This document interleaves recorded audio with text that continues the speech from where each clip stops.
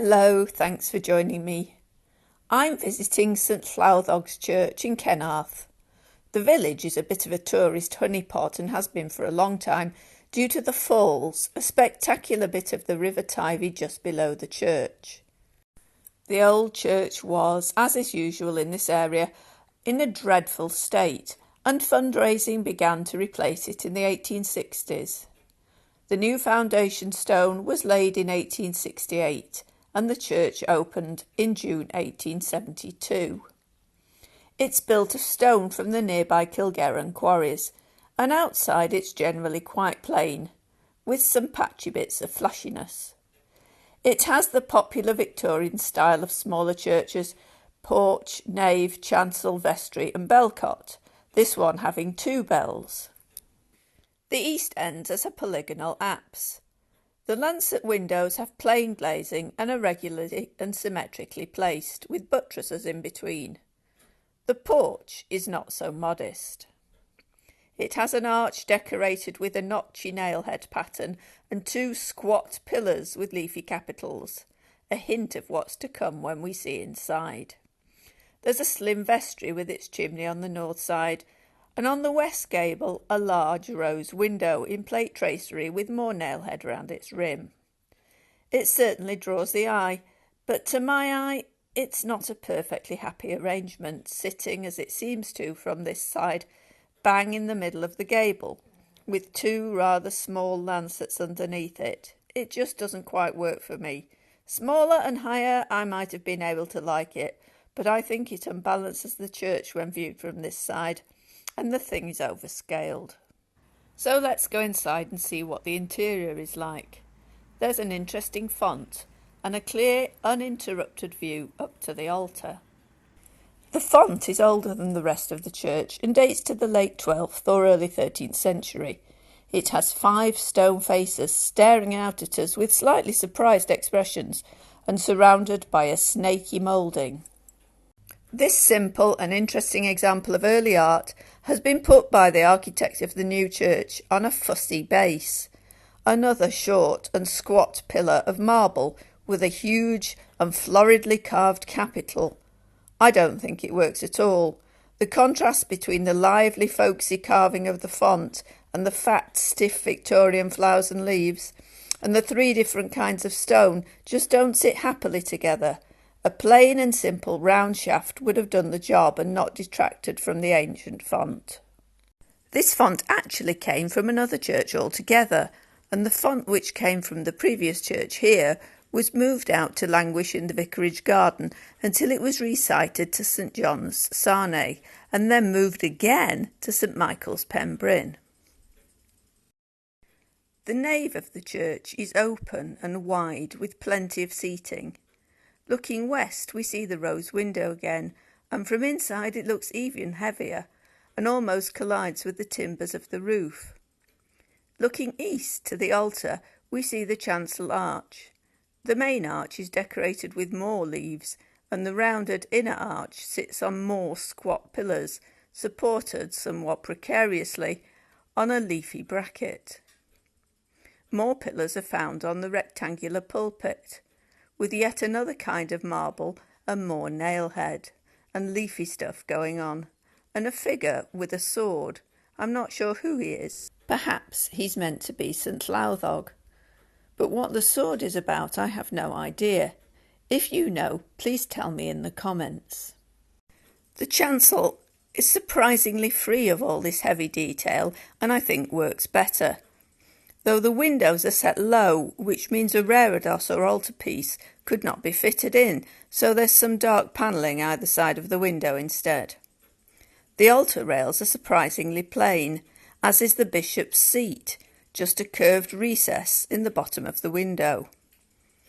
The ecclesiologists who were influential in determining the design of Victorian churches thought that the nave should be plain, which it is, and the chancel should be more highly decorated to focus the attention on the altar and not on the pulpit, which had been the case in Georgian churches. The chancel decoration here is only apparent when you actually enter the chancel, and it's confined to the stained glass and the floor. There's a riot of tiling of different colours and patterns on the floor of the sanctuary. It's a bit of a shock after the rest of the monochrome scheme, and the colours do clash a bit. Though the tiles are a bit uncoordinated, the stained glass is good. Let's look at it a bit more closely. It was designed and made by the firm of Hardman of Birmingham. The central design is Christ on the cross with Mary and St John. The colours are vivid and the expressions more natural than is often seen. The other two windows also depict Christ, one as the Good Shepherd with some tiny sheep, and the other as the risen Christ, and the guards by his tomb. One hand raised in blessing, and the other holding a cross-shaped pole with a banner. This, by the way, is not the English flag. It's the banner of victory over sin and death. The windows were given in memory of people, including Augustus Brigstock, a former vicar who died 20 years before the church was opened. Mrs. Maria Brigstock of Blindpant Mansion donated the rose window in memory of her husband, who died in 1861.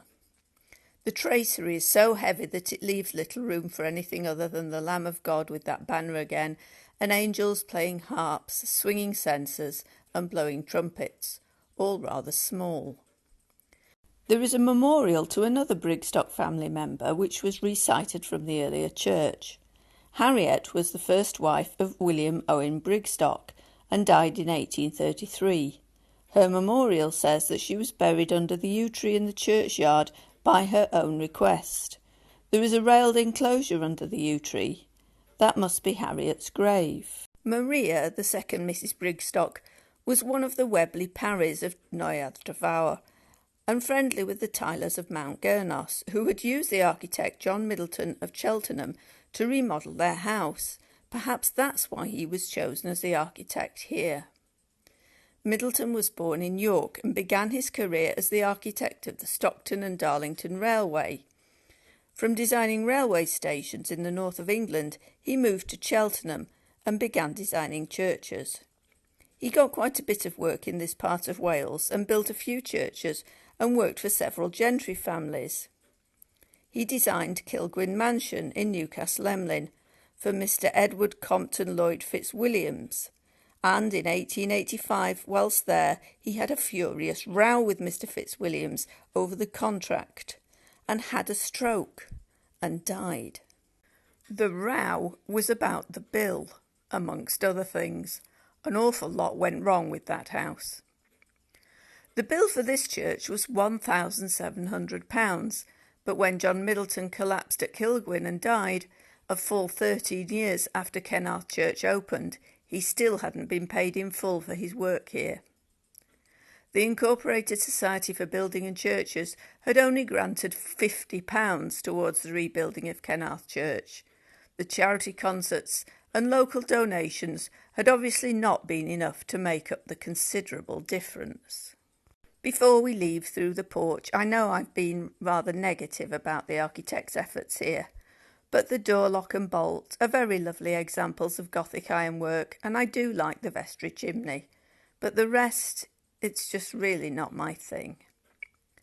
The porch has some older memorials saved from the earlier church, at the insistence of a correspondent to the Welshman threatening that the church wardens might sue anyone who damaged them. And before we go, there's just one more thing to look at.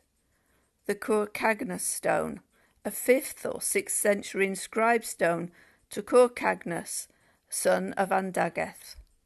Like the font, it's been transplanted and came originally from Pembrokeshire. So, what did you make of this church? Am I being rude about the architect John Middleton? I have seen better examples of his work, but perhaps you like it. Let me know in the comments. If you want to visit the church yourself, and I do hope I haven't put you off, it opens most days during the summer. Please remember to hit the like button, and if you haven't already, please consider subscribing to the channel. If you want to see round some more churches or find some local history, have a look at my other videos. And as always, thank you for watching.